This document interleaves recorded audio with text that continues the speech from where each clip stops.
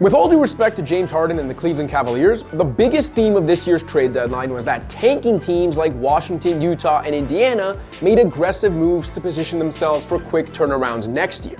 The possibilities for the 2026-27 Pacers and Jazz already excite me.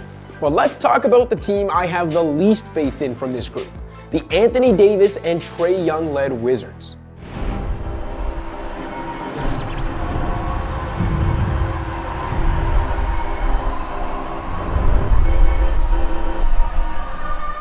In fairness to the Wizards, next year's team has a high ceiling and Washington didn't need to mortgage its future to get there. By taking advantage of a couple buy low opportunities, the Wizards were able to acquire two former All-Stars for the combined price of CJ McCollum's expiring contract, the solid but unspectacular Corey Kispert, Chris Middleton's expiring contract, the rarely used trio of Malachi Branham, AJ Johnson, and Marvin Bagley, plus the likely 30th pick in the 2026 draft, a 2026 second-round pick, a 2027 second-rounder, a 2029 second-rounder, and a top 20 protected 2030 first-rounder from Golden State.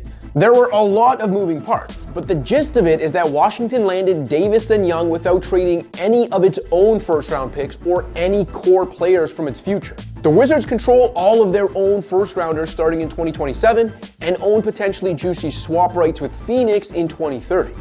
That's not nothing. With both stars currently sidelined by injury, Washington also doesn't have to worry about its tank and subsequent 2026 lottery odds being affected by either trade. And keeping its top 8 protected picks seems all but assured. So, the Wizards could head into next season with Davis, Young, and a franchise-changing prospect being added to an already intriguing mix of youngsters led by rising defensive star Alex Sarr, Trae Johnson, Keyshawn George, Bilal Coulibaly, Bub Carrington, and Will Riley. Many will also point out that Davis and Young could be an ideal match. They should thrive running pick and rolls together, and AD can paper over some of the many defensive concerns that come with employing Trae. When you consider the possibilities and the cheap price tags, plus the fact that the Wizards haven't made the playoffs since 2021, haven't won a series since 2017, and haven't won 50 games in a season or appeared in the conference finals since 1979, you can easily understand why Washington decided it's time to hit the accelerator next season. And that's before mentioning that a loaded 2026 draft class might be followed by historically bad classes in 2027 and 2028. So the Wizards are setting themselves up to be competitive again when the rewards for futility are worth less. But just because the plan is completely defensible doesn't mean we have to believe in it. And again, for the record, I do not.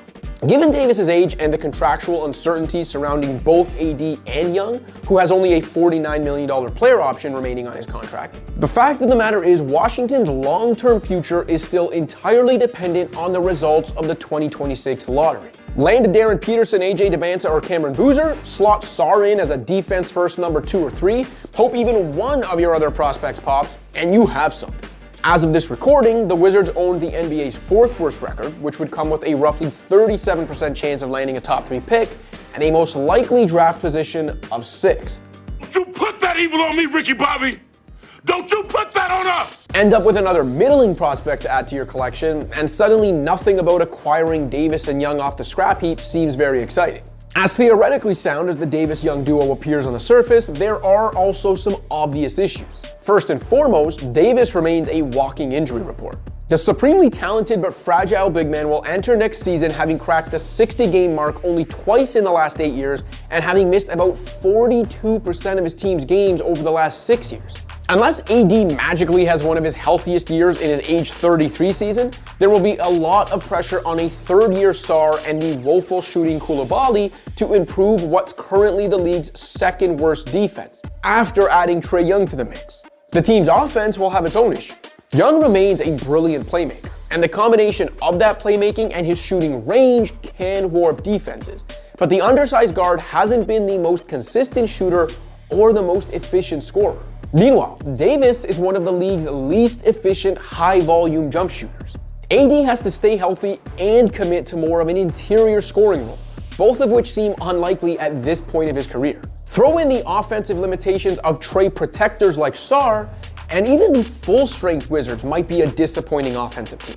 Perhaps Davis and Young merely act as trade chips, with the Wizards simply looking to flip the fading stars for surplus value compared to what Washington paid for them. But good luck with that. The league has already shown us how little interest there is in Davis's injury history and Young's player type. Maybe an expiring AD is flipped for a first rounder around this time next year. Wizards fans should be praying to the basketball gods for some lottery luck, because unlike the Pacers and Jazz, this does not project to be a very exciting team without it. Washington will have more name recognition next year, and they should be more relevant, but it could be for all the wrong reasons. Thanks for watching. If you liked this video and want to see more content like this, be sure to hit that subscribe button.